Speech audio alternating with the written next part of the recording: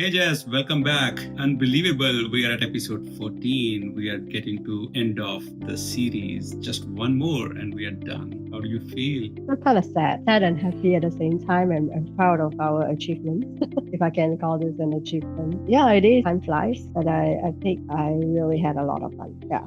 It was fun and learning at the same time, getting your great insights, your experience, and we had pretty much lot of areas to cover in this series. I hope listeners will get a lot of advantage from really we covered like 4 big pillars of digital transformation. That's awesome. Yes, we're going to talk about digital talent acquisition and training. People first. So, talent and people, what makes company break or like great deal, right? So, and like we're going to focus on people and how companies are operating and how they can be environment friendly, operationally efficient, and like other stuff. So, let's move on with the environmental impact. How does remote training reduce the carbon footprint associated with travel? And I think like digitization of talent management with training is definitely helping a lot on the travel side and emission control, because like with virtual trainings, remote sessions, like work from home culture, remote hybrid, it reduces traffic on the road, it reduces electricity usage in the offices, there been no more parking congestion, and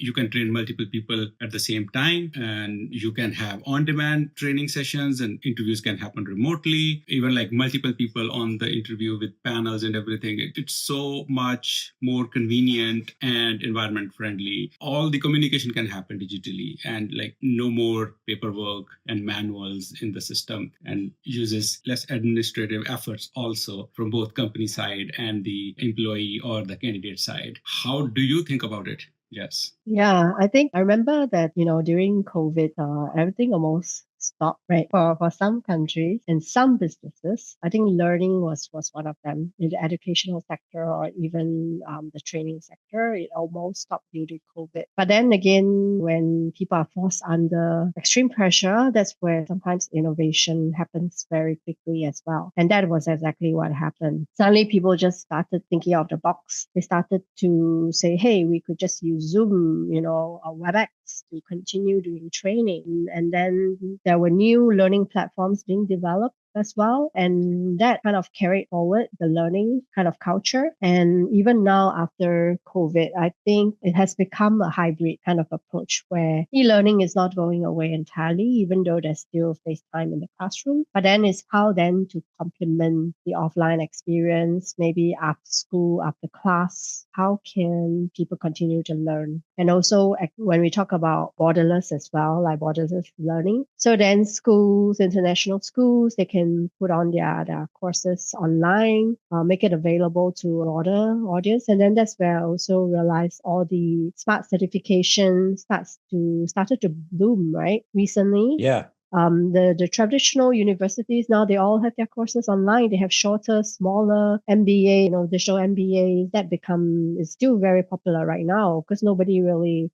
is looking at spending 3 years or 4 years for one more MBA. Correct. Like who can afford the time and the money? YouTube has a lot of courses for free. Yeah. Oh, yeah. Yeah. So it's really That's the right. survivor, whoever is able to digitally innovate and build something that's fit for purpose, going beyond platforms, going beyond formats, self-paced digital learning.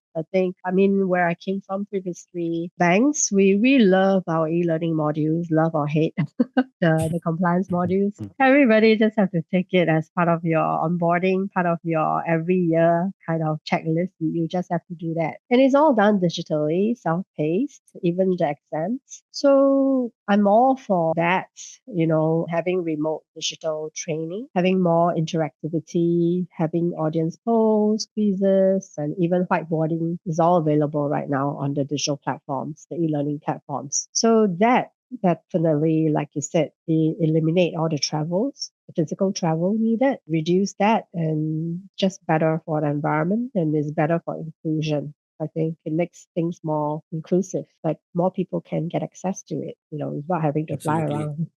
Yeah. Yeah. I could never afford the studying at Harvard University. I enrolled with data science training program with their distance education department 2 years ago, and I was actually learning at Harvard remotely. And I was seeing live, like classroom view, like about 30, 40 students within the classroom and 30, 40 remotely all over the world. So, I mean, if I had to go to university, pay the tuition fee, living there, food and everything will cost me like 10 times more. It saves money, it saves time, it saves, of course, environment, and I'm still learning at my same dream institution. So, I mean, it's imagine like how each of those universities or colleges offering such programs so that like people from anywhere can get that advantage from learning there. So, and of course, it leaves hostel room for some other person, right? So, I mean, less shortage at college. There are only like limited number of seats within colleges. With remote learning, it's more accessible. So, yeah. And like, as you mentioned, like they have self-learning tracks also on demand, makes even better for even further learning and all those arrangements. I mean, I am a learner. I definitely like all those online learning systems like Udemy, LinkedIn Learning, Percipio, Skillsoft. I think it's a great invention by technology to have education accessible remotely. It is accessible. Plus, I mean, I like the way it saves time for everybody and commuting and money all over while giving the same value of education, same quality of the learning systems. Yeah. I think even the way they run Yeah. exams is possible in a digital environment, right? That they have monitors, trackers to see if you're trying to cheat or not. So you don't really have to be in the physical setting to be like honest in your answers when you're taking the exam. That's just how powerful a digital platform can be if we allow it. We do have, I have seen like companies have ethics and compliance training that employees have to do every once a year. And there are some modules that like you can probably fast track or you can just play and wait. So you don't have to do, but some modules are really very smart technically that you cannot really skip those. You have to follow, and it's interactive. It takes your inputs and gives you score based on the time learning in between, and then like at the end it gives you grades also based on those test questions. So this remote education system have gone too smart as well at the same time. Yeah. For sure. I think it's just about knowledge inclusion. Yeah, in this current economy. Yeah. Yes, it's definitely environment friendly. And hiring on the other side these days, like remote interviews and virtual assignments, that's also very much encouraged by companies. It saves time, it saves logistics, it saves efforts, and still you get a good candidate. You can assess it right. So all good here. Let's move on to financial implications. Are you ready? Yes. Great. What are the costs and benefits of investing in digital skills development? I mean, enabling staff with self-learning, giving them access to all those resources, and facilitating advanced learning to companies' employees at different institutions on discounted tuition fee or sometimes free of cost because of the corporate benefits. Ultimately, all that knowledge will be diverted back to the efforts within the organization and help in generating more outcome, more revenue. So ultimately, there is a huge benefit of cost being spent on digital skills development of employees. On the other side, different departments can have different advantages. Onboarding can go fast because the videos are available for new joinees to just watch and learn about the organization. There are online presentations they can just self-serve and self-learn to get to know about the company. There is less human efforts required in this case. And if there are enough tools available, and most companies, and today's economy, there are already a lot of services available. I mean, we go back 15, 20 years, there were few names on each of those categories, sometimes just one off to do one odd job. But these days, like for any use case you look at outside to the market, and there are like hundreds of services available. There are bigger catalog of tech stack, and companies are highly enabled with all those services, and those are like in competitive market, those are reasonable also at the cost factor. So by providing those enough tools to employees, again, like they can be more productive. It will help affect the bottom line of the company's revenue curve. So investing in people development on the digital skills is huge and very good investment. And then it will also help companies retain people because of the learning factor. Everyone wants to learn. I want to learn. Like if I don't learn something new in 3-4 months, like I start to feel like staying behind. So employees are more engaged and feel more satisfied by having that opportunity while working, that they can learn new things and they can upskill themselves and even look for further opportunities within the organization or outside to grow on their career path. So certainly, like I think every company should have a digital training team to help employees upscale their skills and also align that with their roles so that they can do their jobs more efficiently to contribute to business development. For sure. I mean, I was also thinking, right, initially when you started this, I was like, you talk about digital talent. Some people nowadays might start to think, are we talking about AI talent? Are we talking about the AI agents? Are we talking about actual people? It just suddenly crossed my mind that we can't be so sure nowadays how people think. But yeah, I mean, we just want to put it out there. We are talking about actual human You brought the right talent. point. Yes. Yeah. So, I mean, I was talking to someone a couple of days ago, and it was like, it was going to be like 10-15 minutes conversation. And I made a joke, hey, we don't use AI word in this conversation. Let's not use it. And it was so hard to avoid using AI in our conversation because everything is like around AI these days. It's complicated to skip this word. He was a CX guy, and CX and AI, both of the things like going hand to hand together because, I mean, AI is everywhere, and CX, customer experience, is so important. And I personally feel like CX, I think, is the only keyword is used more than CX is, I think, AI. So CX, number one AI, number two CX, and then everything else. This is how it's happening right now. Yeah. And I mentioned like, hey, let's not use the word AI for next 10 minutes. And I think we used it within first minute.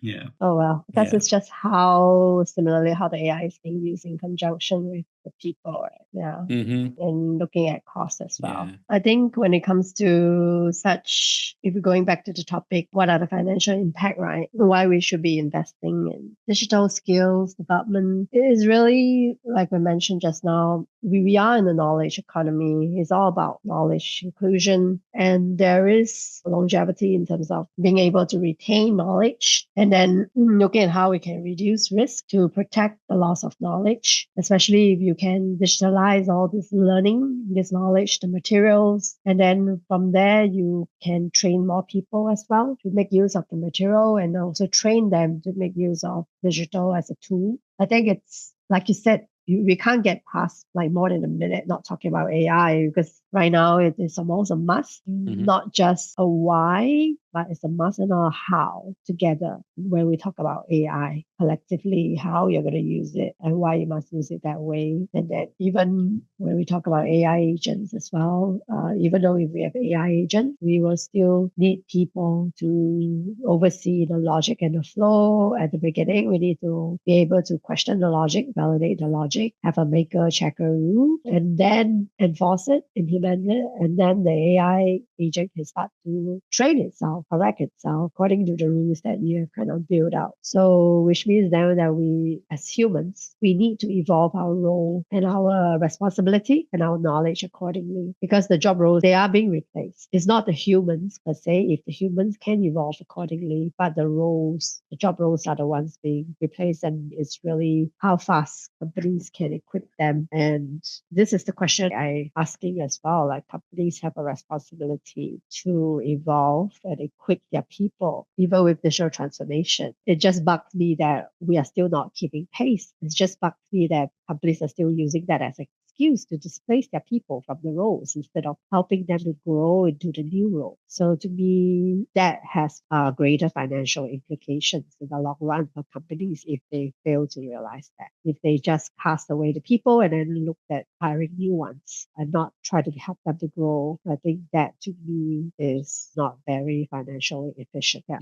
People might not like that I say this, but I have to say that. You brought a very, very good point, Jess. So that's right. Enabling staff with digital technologies like AI is going to be helpful because there is a chaos already going that AI will replace humans at some point. And we touched on that even before also. It may not replace all the roles. It will not replace all the humans, but it will definitely kick out the people who will not learn the AI. So all the roles will be directly or indirectly will be influenced and motivated by AI. So enabling people with AI will help companies retain the talent. I'm saying talent here because companies really cannot hire loyalty or talent. They can train people to whatever role they want them to work on, but they cannot really buy loyalty. So it's rather give loyalty even reward, and also at the same time buy more loyalty by training existing staff with the AI, enabling them to shift on their new roles or like do the same role more efficiently so that like they feel more job security and they get paid better. And also they are more with the market shift on the things, right? So investing in employees this is the right time to show loyalty to employees also. Like, so they get loyalty and employees are more loyal always. Yeah, for sure. I mean, when they talk about employees being, because are people, we have emotions, which also means that it's up to them to shape that culture, right? It's like loyalty works both ways. You can't expect your employees to be loyal to you yourself, have not treated them right. Two-way thing. Yeah, so companies shouldn't feel like employees are at their beck and call or they own the employees. But I think they have a shared responsibility in helping them to enable them, and then the employee will take the responsibility to want to be upgraded, to have their skills upgraded. So I think that's what I refer to as a shared responsibility rather than saying that you own me or you owe it to me or something like that. Yeah. I love that. Great. Let's move on to operational efficiency. Yes. In what ways does having digitally skilled employees enhance productivity? Digitally skilled employees enhance productivity? Of course, yes. With digital enablement, people can make less errors. Workflows can be made faster. Repetition of tasks can be reduced by automating those processes. And skilled employees can use their time and knowledge on something more important or to improve the overall process and the structure. So they feel more confident on their roles. And like imagine a world like where someone is doing the job what he or she wants to do and he gets that to do. I mean, there is a gap between these two things in most of the people's roles. Like not everyone is getting the role they want to do. I mean, passion, alignment is missing at some point and they're working on it just for the sake of it, or they don't get the offer of the role they're looking for. So with this digitization and skills development, when people get that knowledge and they get more aligned with their roles, they can become more efficient. Then they feel more satisfied, and happy employees always do better than the non-happy one. And that learning curve even encourage them to learn even more. So if employees are learning, they do better and they want to learn more and do even better. So it maximizes ROI on digital platforms investment by the company. And like digital enablement gives you that perspective of solving problem faster, because you can try more experiments. You can look for different angles using those tools. Imagine today's world. Let's use the word AI right now. So if I want to research something, if I want to know something new, it's so easy if I use ChatGPT or something similar. Okay. If I don't go to the search engine, if I don't go to these generative AI tools and I want to do something, imagine the world without this technology. I'm not so productive. It may be the case that I'll take days, if not hours, to identify the problem to the roots and then have enough resources to fix it. Using technology, solving problems is more faster, proactive, and efficient. And then, especially in today's world, where teams are like located all over the places, your colleagues are maybe like in a different country, or like I am working with like people all from remote locations, and it's possible to collaborate using technology. And we are all working like with the same enthusiasm, with the same motivation with each other when we get on a meeting bridge, and we all feel like so connected. So technology and digital development is really helping everyone to be more free. It saves time for everybody. And coming back to the environment side, like it is helping environment, and it is cost effective. Employees feel more motivated, and learning curve, like it's advantage from all over the places. I cannot find any negative aspect of investing on digital skills and how it is not helping in improving the productivity of company. It's all check marks ticked in this list. Like it's only advantage. I think so. I think it's really knowing that advantage, knowing the unknown and acknowledging that you don't know everything and then mastering what you know and then acknowledging what you don't know and try to get to know it. I think that's the key to the future. It's not about pretending that things are not happening, avoiding, definitely not solution. I think digitalization of certain tasks actually might be more expensive at the moment. So, which is quite ironic, right? So such roles actually might still be intact. Because I was just chatting with some people about the automation, digitalization, why AI is taking away a lot of the what we call office jobs, white collar jobs, if you want to put it that way, and not so much of a lot of the manual labor in terms of, say, things like plumbing or fixing the light, even helping to Going to paint a gym house. and exercise Like cannot build, be digitized. like build a factory, build this and build that. Because at the moment it is going to be very expensive. Build that automation, that digitalization, or that robot to do that. And the talent involved in helping with this might actually still be more affordable than to build that automation, which then that's why they are prioritizing more of the office kind of jobs, the office tasks, things that we're doing already on our computer, but just that we are doing it very manually. So these are the ones that are getting automated instead, when actually a lot of us could have benefited from some of the other really most dangerous jobs out there where we have construction going on, and if there's automation to support the construction, it could provide for a safer environment for the people. So I think in a nutshell, it just sends the message that we cannot take anything for granted. All of the jobs, we need to look at how it could potentially be automated, potentially be digitalized, and then how do we then stay ahead of the curve and see how can we still make use of people to work with the technology when that happens.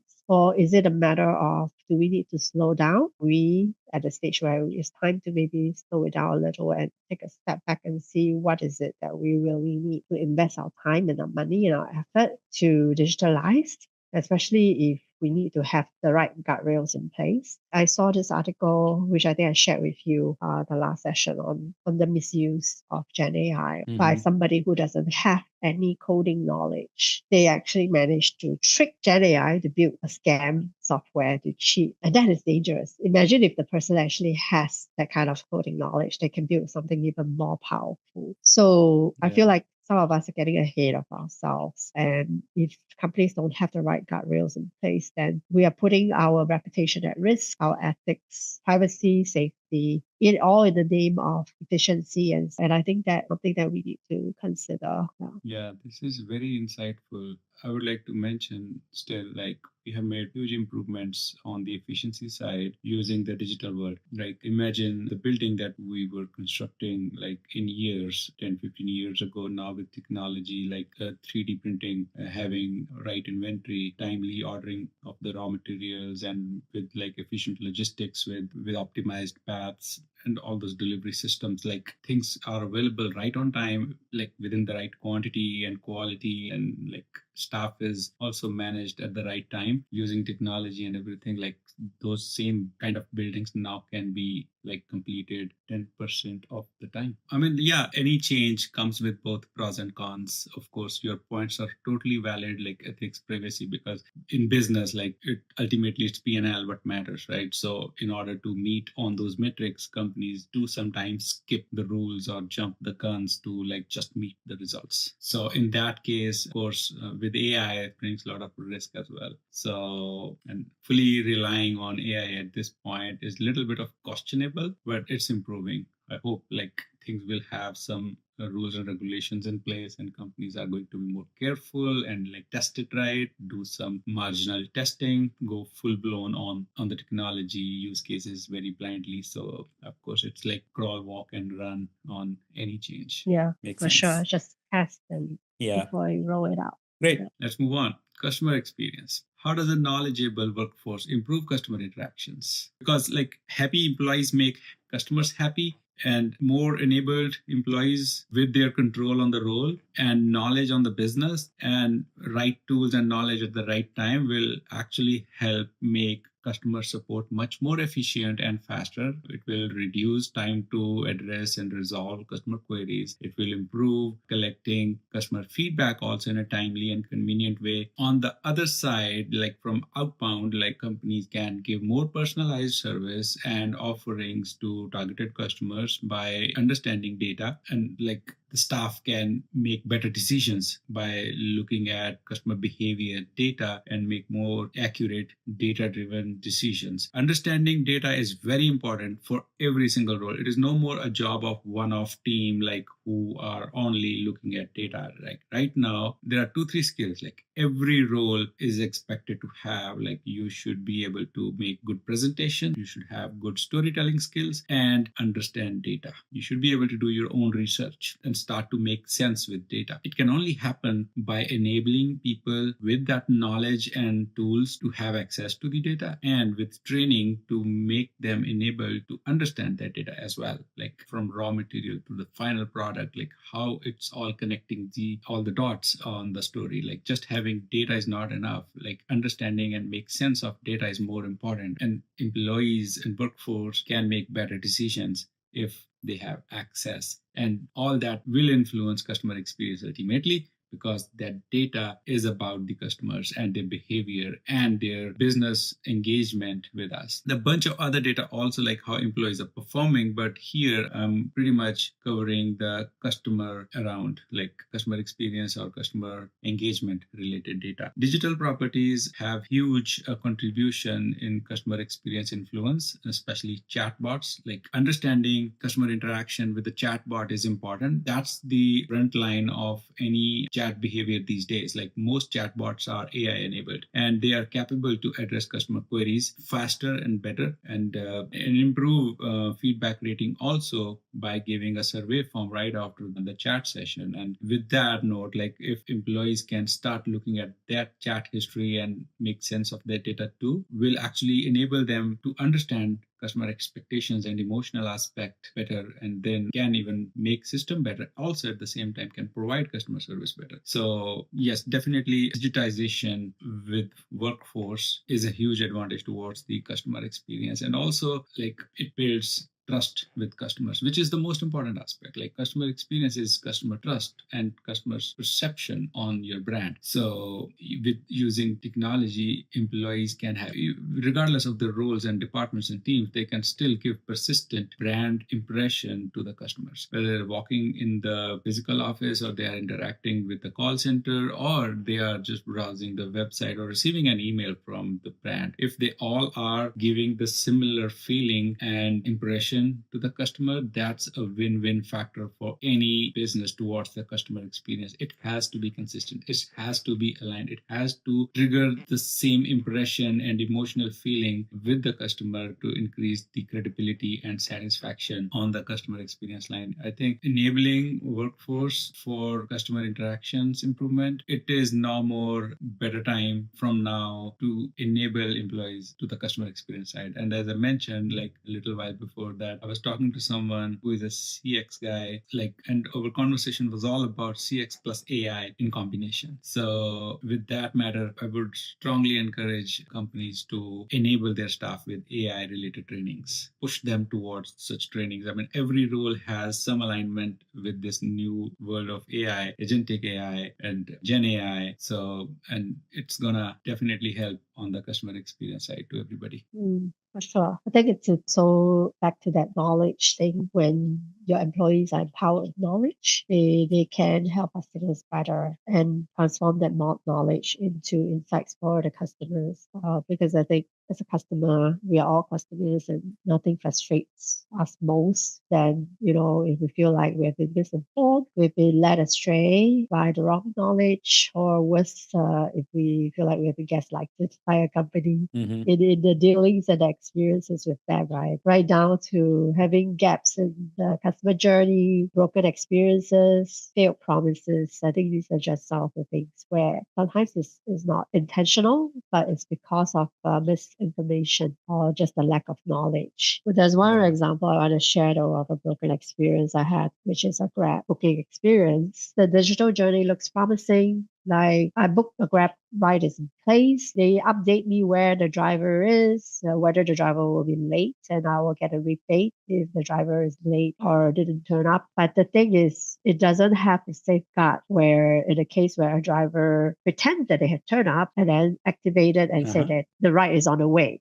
but actually failed to turn up. And then I can't book another Grab while that ride is going on. So that happened to me exactly. And I was like, oh, okay. I can't even book another ride when my ride is in place when I'm not being picked up at all. So that to me is a classic case of failed experience. And then the recourse for them, of course, they did manage to salvage it. I think the moral of the lesson is really just to make sure that whatever experiences we are trying to deliver digitally, it has to be tested for all kinds of scenarios and stress prove it and stress test it till it is good. You don't have to kind of only launch it when it's perfect. Never stop improving on it and always take feedback into account and then use that to continue to improve the journey and experience. So I think that goes a long way for any brand and their interactions with customers. Yes, this is definitely high value suggestion, just like testing. So testing is important. Even like in digital optimization, where I belong, like experimentation has a huge contribution towards improvement. Like